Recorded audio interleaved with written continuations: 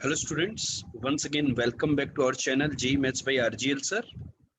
बच्चों आज का ये जो सेशन है इसके अंदर हम लोग बात करने वाले हैं JEE एडवांस 2019 के प्रॉब्लम्स जो कि मैट्रिसेस एंड डिटरमिनेंट से आए थे। Once again this chapter is quite important on the basis of JEE advance examination. ठीक है, तो myself Rakesh Goyal, BTech from IIT Patna, senior faculty mathematics. So let us start with 2019 problem. तो बच्चों जो सबसे पहला जो एग्जांपल हम लोगों ने यहाँ पे लिया है, आप देख सकते हैं ये जो क्वेश्चन है ये पेपर 1 के अंदर आया था 4 मार्क्स का और -1 इसकी नेगेटिव मार्किंग थी। आपको यहाँ पर क्वेश्चन के अंदर एक मैट्रिक्स दिया हुआ है एम मैट्रिक्स, वो बोला गया है वो alpha I plus beta times M inverse के इक्वल है। अल्फा का वैल्यू है alpha theta, beta beta theta are the real numbers, I is the 2 cross 2 identity matrix.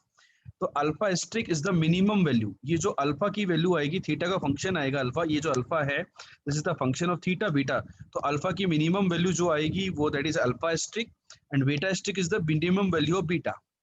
फिर हमें इनका सम पूछा गया है। ठीक है, अभी हम देखो क्वेश्चन को करने के बाद इसकी रेटिंग कर सकते हैं, लेकिन this question is of the tough category. Clear?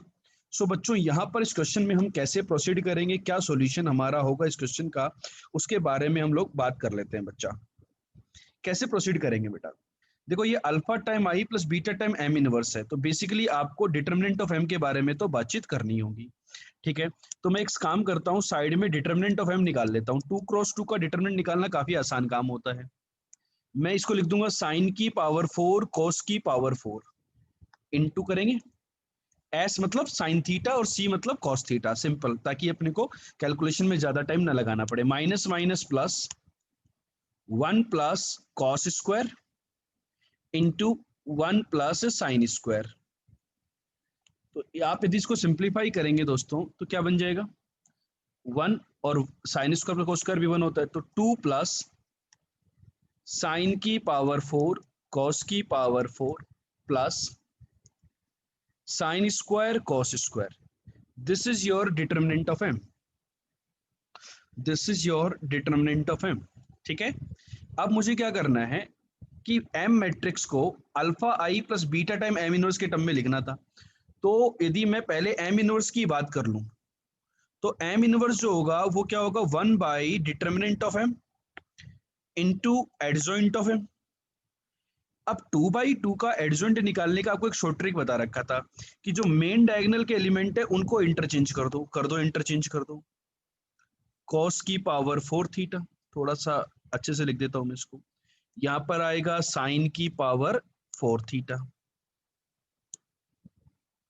ठीक है, 2 क्रॉस 2, और जो ऑफ डायगोनल एलिमेंट्स है उनको एक नेगेटिव से मल्टीप्लाई कर दो, that is 1 plus sine square theta and here it will be -1 minus cos square theta. ठीक है बच्चा लोग, तो मेरे पास बेटा ये बन गया है आपका एम इनवर्स। अब आपको देखो एम जो मैट्रिक्स है that is equal to alpha times I plus beta times M inverse. इनको थोड़ा सा सिंप्लीफाई कर लेता हूं, तो मेरे पास जो एम मैट्रिक्स है दैट इज साइन की power 4 theta -1 minus sine square theta 1 plus cos square theta cos की power 4 theta, this is equal to alpha I, तो अल्फा हो जाएगा alpha 0 0 alpha, this is your alpha I plus beta times M inverse. तो beta times M inverse में कितना आ जाएगा, beta और mode M ये रहेंगे बाहर, beta by mod M into this is a constant है ना, ये अंदर मल्टीप्लाई कर देंगे वैसे हर टर्म के अंदर, बाद के अंदर कॉस की power 4 theta 1 plus sine square theta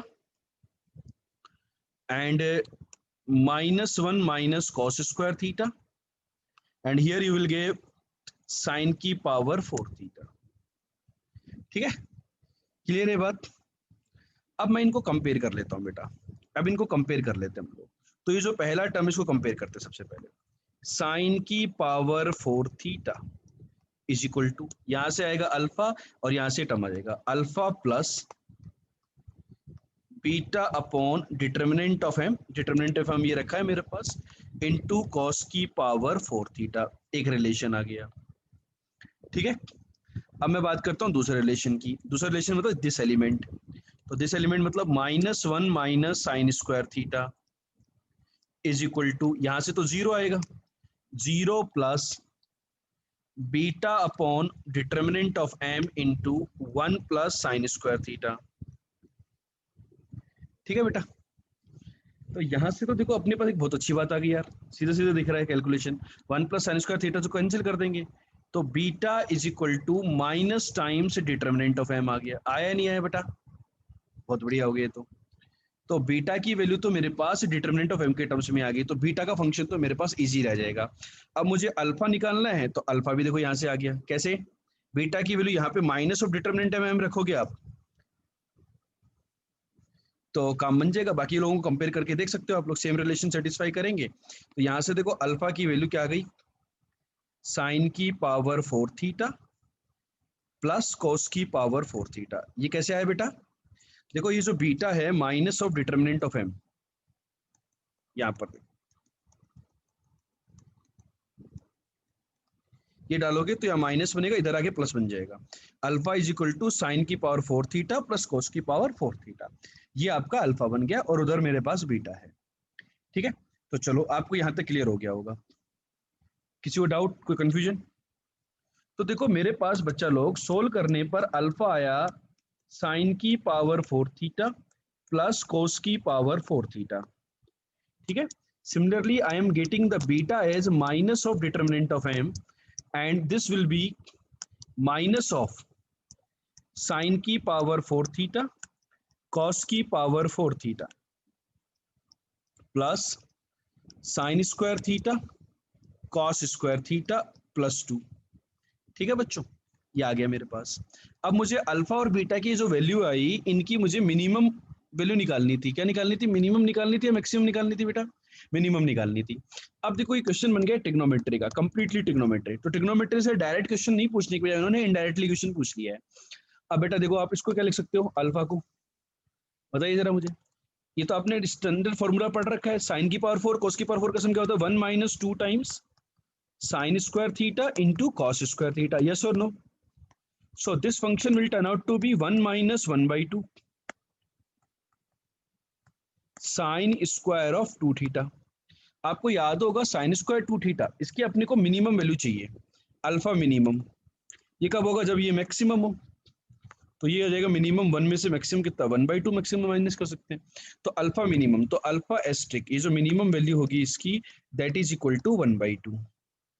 ठीक है, अब बीटा की तरफ फोकस कर लेते हैं। बीटा की तरफ फोकस किया जाए तो क्या होगा, बीटा ये फंक्शन है। अब बीटा को क्या किया जाए, इसमें देखो फंक्शन के अंदर साइन स्क्वायर थीटा और ये जो कॉस स्क्वायर थीटा है, इसी का टर्म आ रहा है, इसको टी मान लेते हैं। Sign square theta cos square theta, इसको टी मानोगे तो बेसिकली ये है क्या, साइन थीटा कॉस थीटा का प्रोडक्ट है ना बेसिकली। तो टी की वैल्यू कहां से कहां तक होंगी, टी की जो वैल्यू होंगी बच्चा, देखो बीटा तो बन गया अपना minus of T square minus of T minus 2, लेकिन टी की वैल्यू पे डिपेंड करेगा ये क्वाड्रेटिक। वैसे तो क्वाड्रेटिक की मिनिमम वैल्यू और मैक्सिमम वैल्यू हम निकाल सकते हैं, लेकिन क्वाड्रेटिक तो मिनिमम माइनस इन्फिनिटी जा सकता है ये ग्राफ तो। लेकिन इसमें टी की वैल्यू देखूं मैं तो टी कितना है, टी है बेटा 1/4 sine square 2 theta. Sine square 2 theta होता है 0 से 1 में, तो ये आएगा अपना 0 से 1/4 के बीच में। ठीक है, तो 0 से 1/4 में इसके वर्टेक्स की बात कर लेते हैं। इसका वर्टेक्स क्या होगा, -b/2a, दैट इज माइनस का 1/2। -1/2 पर यदि मैं बात करूं तो इसकी फंक्शन की वैल्यू -1/2 पर, तो ये होगी अपनी माइनस का 1/4, ये प्लस का 1/2, तो माइनस का प्लस 1/4, तो -2, तो माइनस का 7/4 आ रही है वर्टेक्स। चेक कर लिया अपन ने। तो अब देखो वर्टेक्स भी नेगेटिव, 0 पर वैल्यू है -2, वर्टेक्स है यहाँ कहीं। तो आपका जो ग्राफ होगा बच्चा लोग वो कुछ इस तरीके का होगा, लेकिन आपको तो वैल्यू कहाँ से कहाँ तक चाहिए, टी जो है वो कहाँ से कहाँ तक है, 0 से 1/4 में है टी। तो आपका ग्राफ तो ये 1/4 के करस्पॉन्डिंग वैल्यू देखनी पड़ेगी कि ये वैल्यू क्या आ रही है। तो टी का वैल्यू यदि मैं 1/4 डालूंगा, so beta at T equal to 1/4, right. That will be minus का 1/16 माइनस का 1/4 माइनस का 2, दैट इज एलसीएम ले लेते हैं 16 negative times 1 + 4 + 32, that is negative का 37/16। यस और नो? तो इसकी मिनिमम वैल्यू हमारी इस इंटरवल के अंदर क्या होगी? यही होगी -37/16। तो ये जो बीटा एस्टिक जो हमने बोला था notation wise, this is equals to minus का 37/16। क्वेश्चन में पूछा है इन दोनों का सम बेटा, इन दोनों की मिनिमम वैल्यूज का सम। तो 1/2 में से यदि आप 37/16 को ऐड करोगे सब्ट्रैक्ट करोगे नेगेटिव टाइम्स, ठीक है, तो आपकी जो वैल्यू होगी ये कितनी हो जाएगी? अब बच्चे लोग क्या करते हैं, इसके एडिशन में दिक्कत करते हैं। बेटा आप इसको एडिशन के लिए 1/2 को 8/16 लिख दो, ये गया 8 जाएगा तो माइनस का 29/16। तो बच्चा लोग आपका जो इस क्वेश्चन का आंसर आएगा दैट विल बी माइनस का 29/16। This will be your answer. ठीक है, तो देखें इस प्रॉब्लम के अंदर आपका जो आंसर आ रहा है वो आ रहा है माइनस का 29/16। This is your answer, final answer. I hope सभी बच्चों को ये वाला जो क्वेश्चन है, पर्टिकुलर क्वेश्चन, ये अच्छे तरीके से क्लियर हो गया होगा। किसी भी बच्चे को यदि कोई डाउट है इस क्वेश्चन के अंदर तो वो कमेंट करके हमें बता सकता है कि कौन सा डाउट है सर। ठीक है, चलें बच्चा लोग आगे बढ़ें।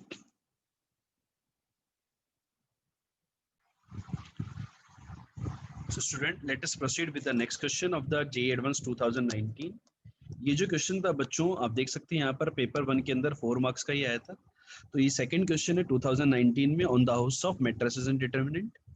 तो देखिए बच्चे यहाँ पर क्या गिवन, एक मैट्रिक्स है M और उसका एडजॉइंट भी हमें दिया हुआ है। मैट्रिक्स के अंदर हमारे पास दो अननोन एलिमेंट है, यहाँ पे ध्यान दें, A and B are real number, तो which of the following options are correct. तो ये जो क्वेश्चन है ये मॉडरेट लेवल का हम मान सकते हैं इसको। रीजन भी सिंपल है कि इसके अंदर काफी कैलकुलेशंस हमें करनी होंगी, यहाँ पर कुछ प्रॉपर्टीज का भी यूज है। अब देखो बेटा हम कंपेयर करना चाहें तो देखो जो M मैट्रिक्स है उसका एडजॉइंट निकालना आपको बताया था, तो उसके एडजॉइंट में भी चलो सारे एलिमेंट ना निकालें, अपन कुछ एलिमेंट निकाल लें ताकि इसकी हेल्प से, क्योंकि एक तरफ तो आपको एडजॉइंट पता ही है, तो एडजॉइंट ऑफ M जो मैट्रिक्स है उसका पहला वाला एलिमेंट निकाल लेते हैं 1 1 वाला। तो वो क्या आएगा, इस वाले डिटरमिनेंट से आता है, कोफैक्टर वाले से आता है, नहीं आता, तो वो कितना होगा 2 - 3b, और उसकी जो वैल्यू होगी वो यहाँ पर देखो इससे कंपेयर करें तो -1 की इक्वल होगी दोस्तों। तो 3b का वैल्यू आ गया 3, it means b is equal to 1। तो सबसे पहले आपने b की वैल्यू निकाल ली, बहुत ही सिंपल सी कैलकुलेशन करके। ऐसे ही आप एक काम करो, a चाहिए आपको, अब क्या चाहिए a, तो a जिसमें आएगा वो वाला लो, फर्स्ट रो को डिलीट मत करो, ऐसा नहीं कि सेकंड फर्स्ट रो सेकंड वाला एलिमेंट निकाल लें। मैं 2 2 वाला एलिमेंट निकालता हूँ, एडजॉइंट ऑफ M का 2 2 वाला, क्योंकि 2 2 वाला जो एलिमेंट होता है वो ट्रांसपोज लेने पर भी चेंज नहीं होता है। ट्रांसपोज लेने पे चेंज होता है क्या? नहीं होता है। तो आप देखो इनको क्रॉस करने का जो डिटरमिनेंट वैल्यू बच आ रही है रिमेनिंग एलिमेंट्स की वो है -3 है, वही आपका 2 2 वाला एलिमेंट है, याद करो। ठीक है ना, तो डायगोनल एलिमेंट निकालना ज्यादा बेनिफिशियल रहता है, क्योंकि एडजॉइंट निकालते हैं पहले कोफैक्टर निकालते हैं फिर अपन उसका ट्रांसपोज लेते हैं, लेकिन इस प्रोसेस करने में जो मेन डायगोनल के एलिमेंट होते हैं वो अनचेंज रहते हैं। ठीक है ना, तो इस कारण वो ज्यादा अच्छा है। तो कौन सा एडजॉइंट कौन सा कोफैक्टर उसका कंफ्यूजन हमारे माइंड के अंदर नहीं रहेगा दोस्तों। तो ये जो -3a है सेकंड वाले एलिमेंट की वैल्यू, इसकी वैल्यू किसकी इक्वल है? -6 के इक्वल है। तो मेरे पास यहां से a का वैल्यू आ गया बच्चों 2, b आया 1 और a आया 2। ठीक, अब मैं क्या करूं, a प्लस b का वैल्यू, ये क्वेश्चन तो डायरेक्ट ही हो गया यार, a plus B equal to 3, ये ऑप्शन तो आ गया।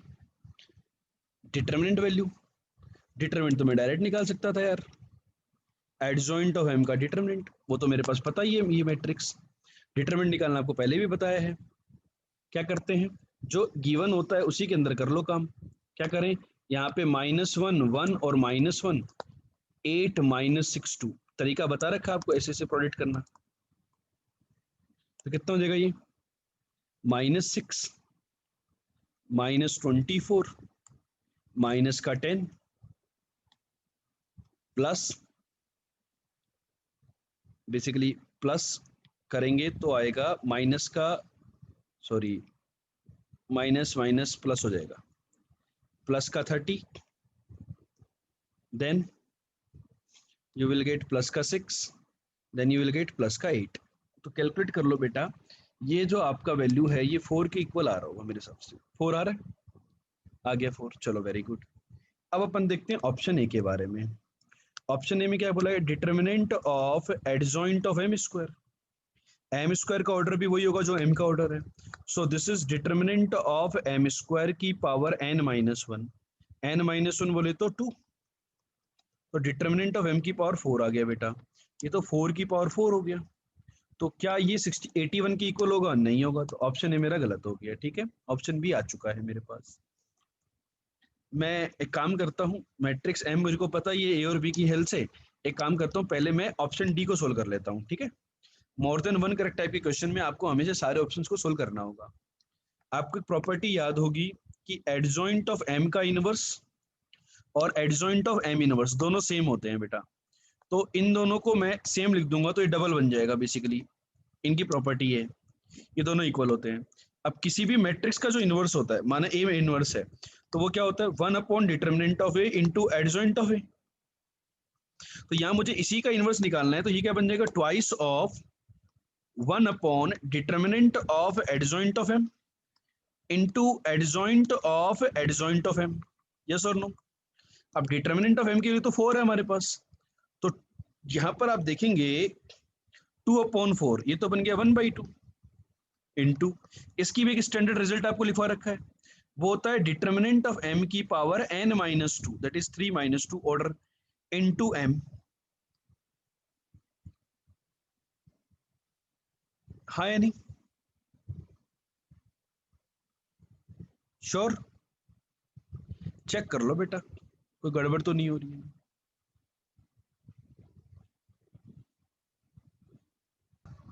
तो देखो बच्चों, हम इसकी बात कर रहे थे यहाँ पर, तो इसकी वैल्यू डिटर्मिनेंट ऑफ m की वैल्यू कितनी है, हमने कैलकुलेट करी डिटर्मिनेंट ऑफ m की वैल्यू, तो वो आएगी बेटा -2।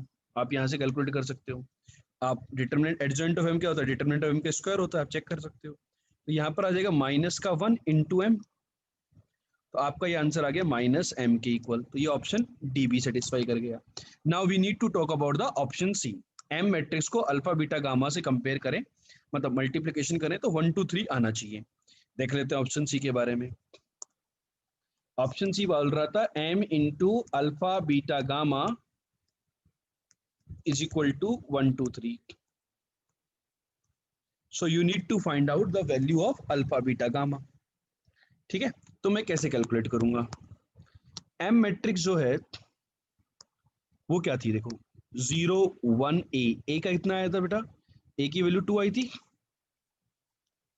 1 2 3 3 बी आया था मेरा 1 1। This matrix into alpha beta gamma is equal to 1 2 3। Yes और नो? अब अपन इसको सिंप्लीफाई कर लेते हैं, ये क्या कह रहा है।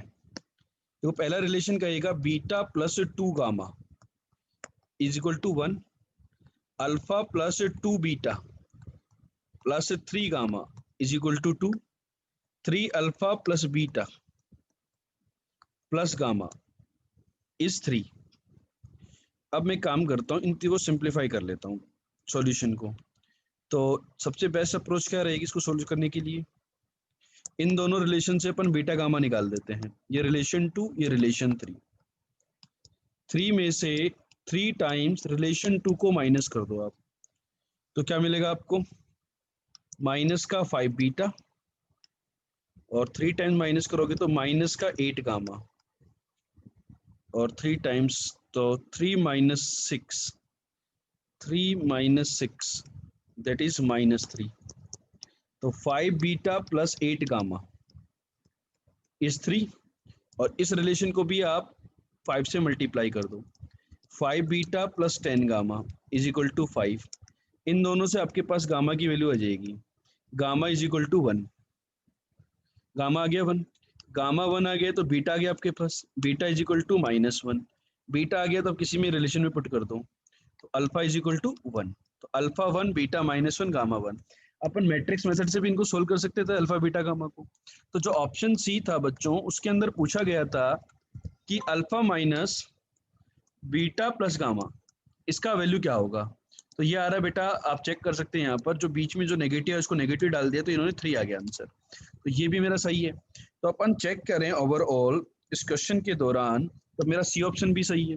तो कौन कौन से ऑप्शन सही आ रहे हैं बेटा, बी सी डी। तो यहाँ पे देख सकते हो कि मोर देन वन करेक्ट टाइप का क्वेश्चन जब भी होता है जेई के अंदर, तो वहां पर कैलकुलेशन यदि इंक्रीज हो जाती है तो क्वेश्चन इजी होने के बाद भी मॉडरेट कैटेगरी में ही है। तो बेसिकली प्रॉपर्टी बेस्ड क्वेश्चन था ये, आप देख सकते हैं।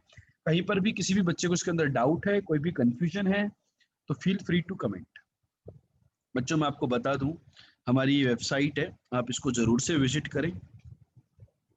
इस पे आपको जितने भी PYQ सेक्शन बना रखा है हमने प्रीवियस ईयर के क्वेश्चंस, तो आपको प्रीवियस ईयर्स के जेई एडवांस की प्रॉब्लम के सारे सॉल्यूशंस यहाँ पे मिल जाएंगे।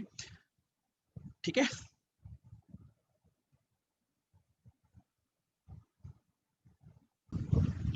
So students let's proceed with the next question 2019 के। ये पेपर 2 के अंदर आया था 4 मार्क्स का। ठीक है बच्चों, क्वेश्चन नंबर पे हमें नहीं जाना है, हमें पेपर से मतलब है। यहाँ पर देखिए x belongs to r given है, एक मैट्रिक्स है P, एक मैट्रिक्स है Q, r दिया हुआ है इसके इक्वल। तो इनमें से हमें बताने कौन कौन से ऑप्शन सही है। तो वही more than one correct type का क्वेश्चन जो है, इसमें काफी सारी कैलकुलेशंस इन्वॉल्व थी, so we will rate it in the tough category. ठीक है, लेकिन यदि लगे रहेंगे तो आंसर जरूर से आएगा बेटा इस प्रॉब्लम के अंदर भी। तो देखो, there exist a real number x such that pq equal to qp।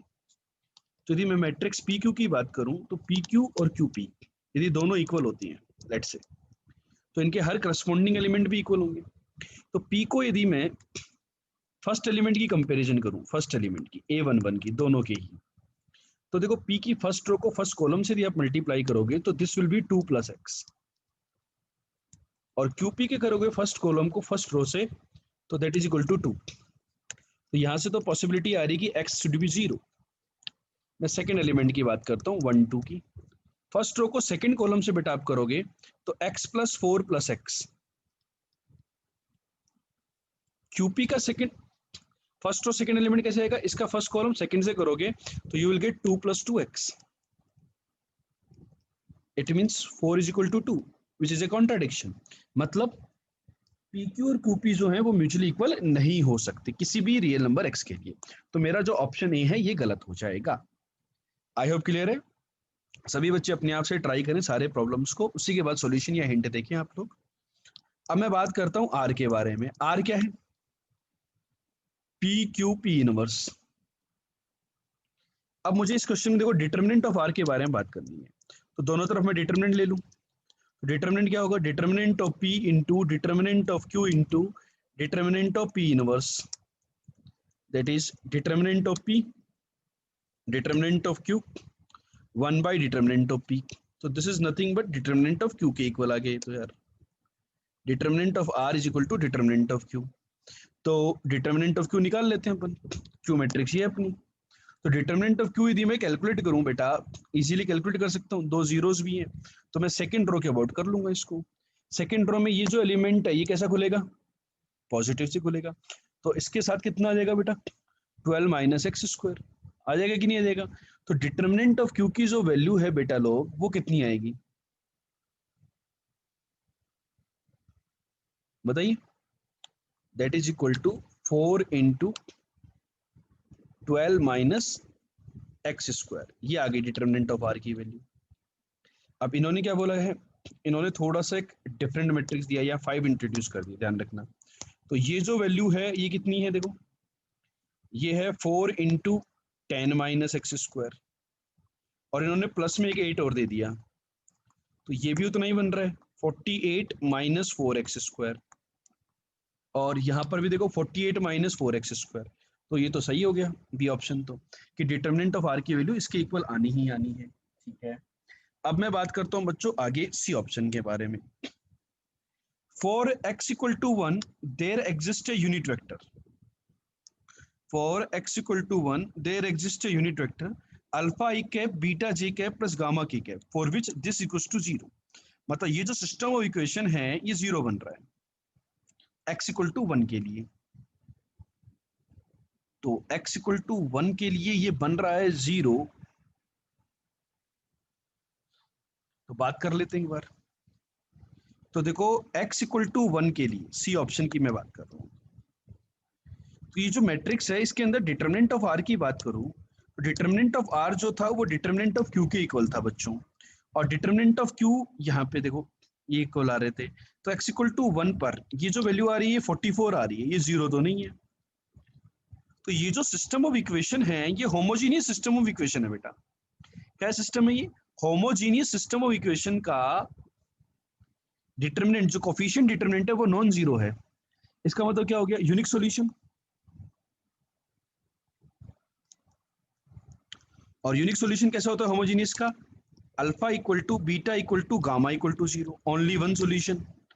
तो ये जो alpha equal to beta equal to gamma equal to zero जो सॉल्यूशन आया, तो ये जो वेक्टर आएगा zero I cap plus zero J cap plus zero K cap, क्या ये यूनिट वेक्टर होगा? क्या ये वेक्टर यूनिट वेक्टर होगा क्या? बिल्कुल भी नहीं होगा ये तो यूनिट वेक्टर। तो ये मेरा ऑप्शन तो गलत हो गया बेटा, तो सी आंसर मेरा नहीं आने वाला। अब बच्चा लोग मैं आगे बात करता हूँ डी ऑप्शन के बारे में। x equal to zero, R A B equal to 6 times 1 A B. तो देखो r minus 6 times I into, check कर लेते हैं, 1 ए बी, इसको इधर लेकर के आएंगे बेटा तो 6 आई हो जाएगा ना, matrix multiplication r minus 6 I है ना, this into 1 A B is equal to zero matrix. आप देख सकते हो this into this and this into this equal होंगे x इक्वल टू जीरो के लिए। तो ये आ रहा है मेरे पास 1 A B is equal to zero matrix, x equal to zero के लिए मुझे बात करनी है डी ऑप्शन में। a और b की वैल्यू निकाल करके सम चेक करना है कि वो कितना आएगा। तो यहाँ पर थोड़ी सी कैलकुलेशन मुश्किल है, बिकॉज r जो मैट्रिक्स था वो क्या था बच्चों? r मैट्रिक्स था बच्चों मेरा p times q p inverse. तो यहाँ थोड़ी सी कैलकुलेशन लेंदी जा रही है मेरी कि मैं कैसे कैलकुलेट करूं। कि देखो p जो मैट्रिक्स थी r के लिए, तो p मैट्रिक्स जो मेरा था वो मैं लिख देता हूँ। p मैट्रिक्स था बच्चा मेरा यहाँ पर, मैं देखूं वहां पर, तो p मैट्रिक्स था मेरा 1 1 1 0 2 2 0 0 3। ठीक है। q matrix x equal to zero के लिए, x इक्वल टू जीरो के लिए q मैट्रिक्स आएगी 2 0 0 0 4 0 0 0 6, that is the diagonal matrix. थोड़ा सा आसान कर दिया इन्होंने। और इसका इनवर्स, तो डिटर्मिनेंट ऑफ p कितना है बेटा देख लें अपन। डिटर्मिनेंट ऑफ p इसके रेस्पेक्ट में निकाल दें अपन, तो वो आ रहा है 6। तो 1/6 इंटू एडजॉइंट ऑफ ए, ठीक है, एडजॉइंट ऑफ p, इसको भी कैलकुलेट कर दो एडजॉइंट को भी। तो एडजॉइंट कितना आ रहा है चेक कर लेते हैं। तो दैट इज 6 माइनस 3 0 0 3 माइनस 2 0 0 2, ये आ गया बेटा। तो ओवरऑल जो आर मैट्रिक्स होगी अपने पास यहाँ पर सिंप्लीफाई करने पर, अपन इसको डायगोनल एलिमेंट होंगे जल्दी से सिंप्लीफाई कर लेंगे। तो 12 6 4 0 24 8 0 0 36, ठीक है ना, क्योंकि इसका डायगोनल का तो ज्यादा कंट्रीब्यूशन होता भी नहीं है, मतलब केवल इसको इससे करोगे तो ये पहला एलिमेंट, इसको इससे करोगे तो वो पहला एलिमेंट, तो डायरेक्ट फटाफट से अपन कैलकुलेशन कर सकते हैं। 6 को भी चाहो तो मैं अंदर ले जाता हूँ, तो this is 2, this is 1, this is 2/3, this is 0, this is 4, right, and this is 4/3, this is 0, this is 0, this is 6। ठीक है। अब मेरे को देखो r minus 6i and this is box 1ab is equal to 0, ये मेरी r matrix. ठीक। अब देखो r ये आ गया, तो मुझे r माइनस 6i की रिक्वायरमेंट है, तो r माइनस 6i भी निकाल देता हूँ मैं एक बार के लिए आपको। तो इसमें से 6 जाएगा तो माइनस का 4, ये सेम रहेगा, ये भी सेम रहेगा, ये भी सेम रहेगा। इसमें से 6 जाएगा तो यू विल गेट -2, ये सेम रहेगा। 0 0 0, ये आ गया, ये आ गया। अब इसको यदि आप 1ab के साथ मल्टीप्लाई करोगे, कर दो आप मल्टीप्लाई, रिलेशन निकाल दो। फर्स्ट रो को करोगे तो -4 plus a plus 2/3b is equal to 0, second को करोगे तो माइनस का 2a प्लस का 4/3b इज इक्वल टू 0, और थर्ड वाला तो 0 है ही है। इन दोनों रिलेशन से अपन a और b की वैल्यू निकाल सकते हैं। तो इनसे बेटा मैं वैल्यू निकाल लेता हूँ। कैसे निकालूंगा? मैं फर्स्ट रिलेशन को 2 से मल्टीप्लाई कर देता हूँ। फर्स्ट रिलेशन को 2 से मल्टीप्लाई कर देता हूँ। So 2a plus 4/3b is equal to 8। दोनों को ऐड कर दो। 8/3b equal to 8। So b equal to 3। b का वैल्यू 3 आया तो a इज इक्वल टू 2। हमें क्वेश्चन में ये पूछा था कि a प्लस बी का वैल्यू कितना होगा? 5 होगा। तो यहाँ पर ये हमारा हो गया ऑप्शन डी का सॉल्यूशन। तो ऑप्शन डी मेरा क्या आ रहा है बेटा? सही आ रहा है। देखो a plus B equal to 5, तो ऑप्शन डी भी सही है। बी सही था, डी सही था, तो आपके जो आंसर आ रहे हैं वो क्या आ रहे हैं? बी डी ऑप्शन आ रहे हैं। बी डी ऑप्शन, ठीक है। तो चेक कर लिया हमने। तो यहाँ पर आपको सारी कैलकुलेशन क्लियर है बच्चों, ठीक है। तो ये था हमारा एक और question, third question on the house of matrices and determinant. I hope सभी बच्चों को क्लियर हो रहा होगा, कैलकुलेशन समझ में आ रही होगी। कहीं पर भी यदि आपको डाउट लग रहा है तो feel free to comment any time on the YouTube. तो let us proceed with the next problem from the 2019। तो बच्चों ये आज के सेशन का क्लास प्रॉब्लम है। ये भी हमारे पास 2019 के अंदर आया था, पेपर 2 4 मार्क्स का। तो this was on the house of the tough category question. कैसे सोल्व करेंगे? देखो यहाँ पर वैसे तो काफी सारी मैट्रिसेस गिवन है, P1, P2, P3, P4, P5, P6, लेकिन यहाँ पे तीन ही एलिमेंट एग्जैक्टली 1 1 के इक्वल हैं। यदि आप इनको ऑब्जर्व करोगे P1 मैट्रिक्स को, तो आपको क्या दिया हुआ है? x is equal to summation of this P K. मैं इस मैट्रिक्स को कुछ बोल देता हूँ ना, कुछ बोल देंगे अपन पी के ट्रांसपोज। तो इस x के बारे में हमें बात करनी है, ठीक है। तो इस मैट्रिक्स को लेट से मैं ए बोल देता हूँ। तो capital X is summation k equal to 1 to 6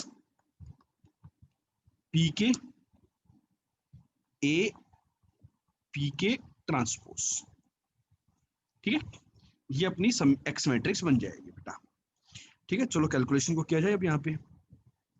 देखो थोड़ा सा ऑब्जर्व करें तो P1 मैट्रिक्स और P1 मैट्रिक्स का ट्रांसपोज दोनों इक्वल है, और बेसिकली इनका इनवर्स भी इक्वल है, आइडेंटिटी मैट्रिक्स है।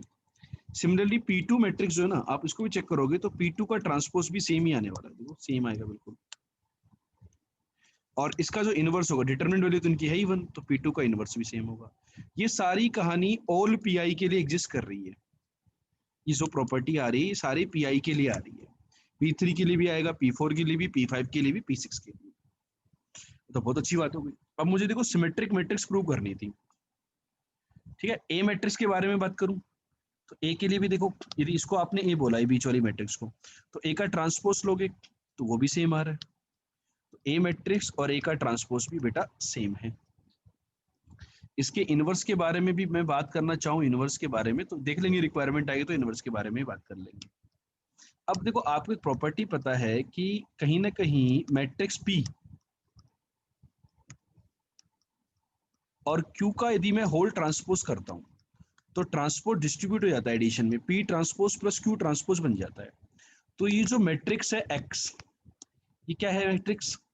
P1A P1 का ट्रांसपोज, देखो आप P1A P1 का ट्रांसपोज प्लस P2A P2 का ट्रांसपोज प्लस P3A P3 का transpose and so on up to P6A P6 का ट्रांसपोज। तो थोड़ा सा ये दिखने में लंबा चौड़ा एक्सप्रेशन दिख रहा है हमें। तो पहला ऑप्शन में बोला कि ये सिमेट्रिक मैट्रिक्स है या नहीं, तो आप क्या करेंगे? एक्स ट्रांसपोज निकालेंगे। तो एक्स ट्रांसपोज निकालेंगे तो इन सब का क्या होगा? Overall whole transpose. Whole transpose तो सबका ट्रांसपोज क्या हो जाएगा? डिस्ट्रीब्यूट हो जाएगा। P1A P ट्रांसपोज का transpose plus P2A P2 transpose का whole transpose, and similarly the last term will be P6A P6 transpose का होल ट्रांसपोज। ट्रांसपोज जो होता है प्रोडक्ट के अंदर वो रिवर्स होता है, तो P1 ट्रांसपोज का transpose into A transpose into P1 का ट्रांसपोज, एंड सिमिलरली सारे टर्म्स। तो पहले टर्म को देख लेता हूं मैं, this is P1 A transpose A के इक्वल है, तो ये A बन गया, एंड ये दिस इज P1 ट्रांसपोज, ये पहला ही टर्म बन गया। सिमिलरली दूसरा ट्रांसपोज टर्म हम निकालोगे तो ये भी इसी के इक्वल आ जाएगा, P2A P2 ट्रांसपोज। तो ये पूरी की पूरी टर्म इसी प्रकार के फॉर्मेट में आ रही है बच्चों। आप देख सकते थे ये वाला टर्म भी देखो, इसका ट्रांसपोज मतलब P6 का transpose A transpose and P6 का ट्रांसपोज, ये P बन गया, P6 बन गया, ये A बन गया, ये P6 का transpose. So this is equal to X। मतलब X ट्रांसपोज की जो वैल्यू आई है सोल्व करने पर वो X के इक्वल आ रही है, that means X is a symmetric matrix. तो मेरा ऑप्शन ए सही है, लेकिन more than one correct type का क्वेश्चन आपको सारी चीजें चेक करनी होगी। Now the sum of the diagonal entries, diagonal entries मतलब ट्रेस की बात कर रहे हैं। तो देखो ट्रेस,